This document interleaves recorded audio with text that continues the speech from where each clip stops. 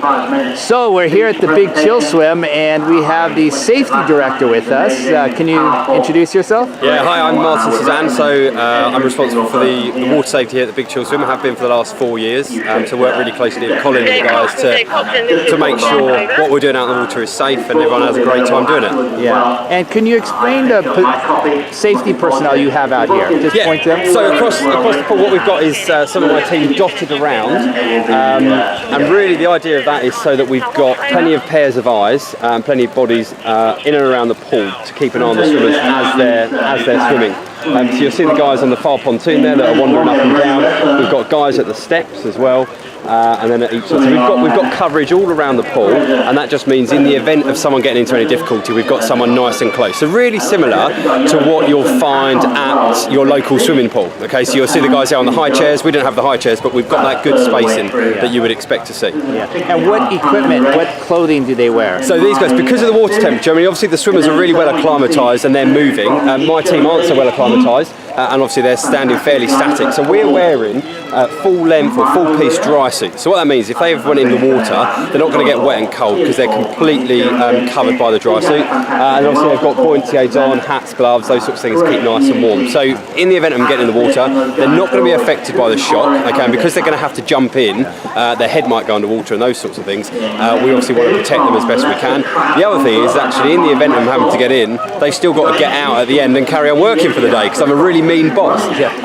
But it means that they can carry on operating even when the weather's as rubbish as it is today. Yeah. And are they trained at this? Are they professionals? Is what they do? Well, I mean, it's what they do kind of weekend in, weekend out. Lots of them are experienced either looking after swimmers from a kayak or from a boat. So this morning, so I guess they're familiar in terms and qualified in terms of looking after swimmers. I guess what they're not is pool-based lifeguards because actually whilst the guys that are at pool are used to this sort of static environment, what they're not so used to is the open water element. So we've got a team here that are really used to the open water, and then what we did this morning before we started is we got them all wet, we got them all used to it, and we've done a couple of practice rescues just to make sure that they know exactly what they need to do in the event of us having to get someone out of the water.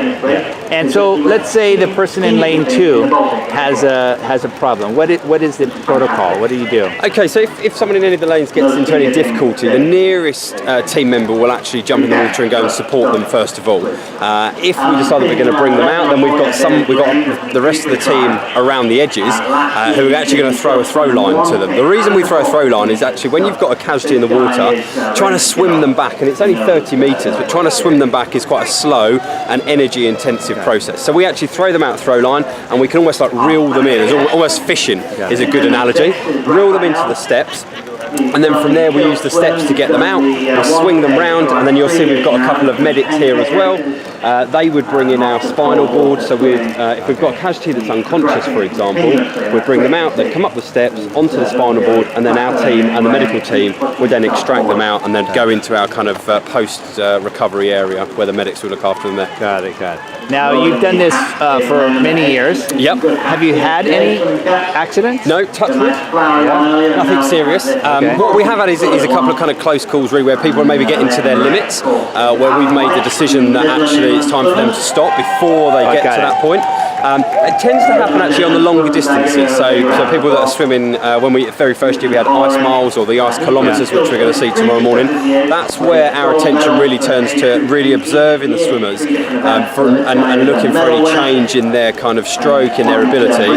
Because for us, it's much better to stop someone and then be a bit disappointed than get to the point where they're unconscious and we have to fish them out and send them into the medical tent. So touch wood, no, nothing serious. I mean, in the relays we might find a few people that aren't so well acclimatised have a bit of a panic, or sometimes on some of these longer distance races people kind of get to the top of the steps and have a little bit of a wobble, but again the kit carriers and my team are there just to make sure they're okay and get them out, get them warmed up, and off the pontoon and into the hot tubs nice and quickly. And you've been involved in open water swimming for a long time. I have, yeah. What do you enjoy about this sport? What do I enjoy? Probably just how varied it is. I mean, I work at lots and lots of events throughout the year, and it's there's two elements actually. I work with some really great teams, really good bunch of guys who are just as passionate about making sure people enjoy their sport, but they do it safely, and also the events and the venues. I mean, this is a stunning place, even in the weather conditions we've got got today, where it's pretty wet and miserable and dank and grey, there are some years where it's absolutely gorgeous sunshine and we get snow on the top of the hills. But there's not that many jobs that you get to spend it outside in such amazing locations and somewhere different almost every weekend. Yeah. Well, thank you very much. No worries. Thanks very much.